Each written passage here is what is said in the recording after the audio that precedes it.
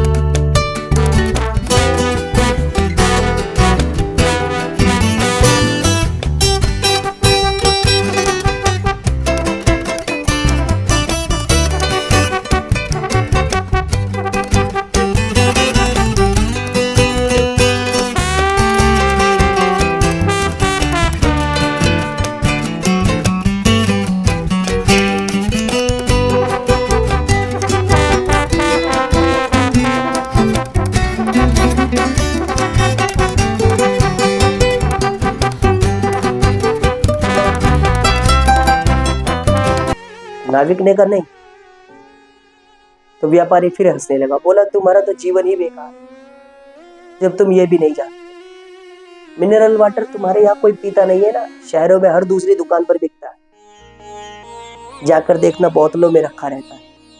नाविक ने कहा अच्छा ठीक है। बातचीत करते करते नाविक और व्यापारी में अच्छी बातचीत होने लगी। इतने में नाविक की नाव एक बड़े पत्थर से जा टकराई। पत्थर से टकराने के कारण नाव में छेद हो और पानी नाव में भरने लगा। तो नाविक समझ गया कि अब जल में कूदकर तैरकर बाहर निकलने के अलावा कोई दूसरा रास्ता नहीं। तो जब नाविक कूदने वाला था तो उसने पूछा, बाबूजी आपको तैरना आता है? तो व्यापारी ने कहा नहीं, मुझे तैरना नहीं आता। तो नाविक हंसते हुए बोला, साहब आपको तैरना नहीं आता तो आपका जीवन ही बेकार।